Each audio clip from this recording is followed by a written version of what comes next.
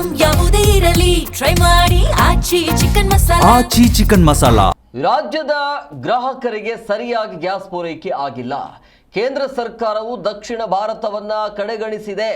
ತೈಲ ಟ್ಯಾಂಕರ್ ಗುಜರಾತ್ಗೆ ಯಾಕೆ ಹೋಗಬೇಕಿತ್ತು? ರಾಜ್ಯದ ಜನರನ್ನ ಕೇಂದ್ರ ಪಿಕ್ ಪಾಕೆಟ್ ಮಾಡ್ತಿದೆ ಅಂತ ಕೆಪಿಸಿಸಿ ಕಚೇರಿಯಲ್ಲಿ ಡಿಕೆ ಶಿವಕುಮಾರ್ ಈ ರೀತಿಯಾಗಿ ಆರೋಪವನ್ನ ಮಾಡಿದ್ದಾರೆ.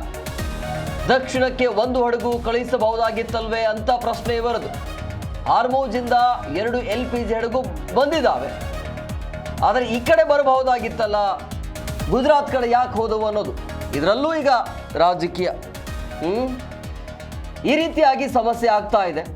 ಕೆಪಿಸಿಸಿ ಕಚೇರಿಯಲ್ಲಿ ಡಿಕೆ ಶಿವಕುಮಾರ್ ಅವರ ಆರೋಪ ಇದು. ಕೇಂದ್ರ ಸರ್ಕಾರದಿಂದಾಗಿ ಸಮಸ್ಯೆ ಆಗ್ತಾ ಇದೆ ರಾಜ್ಯದಲ್ಲಿ ಅಂತ. ರಾಜ್ಯದ ಗ್ರಾಹಕರಿಗೆ ಸರಿಯಾಗಿ ಗ್ಯಾಸ್ ಪೂರೈಕೆ ಆಗಿಲ್ಲ. ಕೇಂದ್ರ ಸರ್ಕಾರವು ದಕ್ಷಿಣ ಭಾರತವನ್ನ ಕಡೆಗಣಿಸಿದೆ. ತೈಲ ಟ್ಯಾಂಕರ್ ಗುಜರಾತ್ಗೆ ಯಾಕೆ ಅಲ್ಲಿ ಹೋಗಬೇಕಿತ್ತು ಅಂತ ರಾಜ್ಯದ ಜನರನ್ನ ಕೇಂದ್ರ ಪಿಕ್ ಪಾಕೆಟ್ ಮಾಡ್ತಿದೆ ಅನ್ನುವಂಥ ಆರೋಪ. ನಾವು ಎರಡೇ ವಿಚಾರ ಇಲ್ಲಿ, ದಿನಕ್ಕೆ 1,000 ಕೋಟಿ ರೂಪಾಯಿ ಅಷ್ಟು ಎಕ್ಸ್ಟ್ರಾ ಟ್ಯಾಕ್ಸು ಕಲೆಕ್ಟ್ ಮಾಡ್ತಾಯಿದ್ದಾರೆ. ಇದು ಯಾರಿಗೆ ತಲುಪಬೇಕು? ನಾವು ಹೋರಾಟ ಮಾಡಿದ್ದು 100 ನಾಟ್ ಔಟ್ ಅಂತ ಹೋರಾಟ ಮಾಡಿದ್ದು. ಈಗ ಎಕ್ಸ್ಟ್ರಾ ಮಾಡ್ತಾ ಇದ್ದಾರೆ. ಅದು ಎಲ್ಲಿಗೆ ತಲುಪ್ತಾ ಇದೆ? ಕಂಪ್ನಿಗಳು ಇವೆಲ್ಲ ಅವ್ರು ಬೇಕಾದಂಥವು ಕಂಪ್ನಿಗಳಿಗೆ ಟ್ರಯಲ್ ಮಾಡ್ತಿದ್ದಾರೆ. ಈಗ ಎಲೆಕ್ಷನ್ ಹತ್ರ ಬಂತು ಅಂದ ತಕ್ಷಣ, ಮುಗಿದ ತಕ್ಷಣ ಇದು ಮಾಮೂಲಿ ಹಿಂದೆ ಎಲ್ಲ ಕೂಡ ರೈಸ್ ಮಾಡಿದ್ದಾರೆ.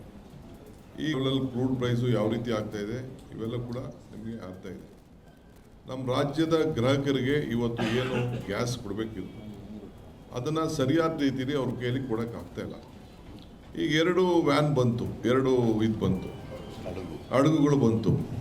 2 ಹಡಗು ಬಂದದ್ದು ಹಡಗನ್ನ ಒಂದು ದಕ್ಷಿಣಕ್ಕೆ ಕಳಿಸ್ಬೋದಾಯ್ತಲ್ಲ, ಇಲ್ಲಿ ಕರ್ನಾಟಕಕ್ಕೋ ತಮಿಳ್ನಾಡಿಗೋ ಕಳಿಸಿಸ್ಬಿಟ್ಟು ಒಂದನ್ನ ನಮಗೆಲ್ಲ ಕೊಡ್ಬೋದಾಯ್ತಲ್ಲ. ಈ ಎಲೆಕ್ಷನ್ಗಳಿದೆ, ಕೇರಳಗೆ ತಮಿಳ್ನಾಡಿಗೆ ಅಂತ. ಗುಜರಾತಲ್ಲಿ ಯಾಕೆ ಇಳೀತದು? ಒಂದು ಅಲ್ಲಿಗೆ ಹೋಗ್ಬೋದಾಯ್ತು, ಒಂದು ಅಲ್ಲಿಗೆ ಆ ಕಡೆ ಕೊಟ್ಕೊಂಡು ಒಂದು ಕೆಳಗಡೆ ಮಾಡ್ಬೋದಾಯ್ತು. ಸೊ ದಕ್ಷಿಣ ಭಾರತವನ್ನೇ ಅವರು, ನಾವು ಯಾರು ಇಲ್ಲಿ ತಮಿಳ್ನಾಡಲ್ಲಿ, ಕೇರಳಲ್ಲಿ, ಕರ್ನಾಟಕದಲ್ಲಿ, ಆಂಧ್ರಲ್ಲಿ, ತೆಲಂಗಾಣಲ್ಲಿ ಅವ್ರದ್ದೇನು ಇಲ್ಲಿ ಇಲ್ಲ ಅಂಥೇಳಿ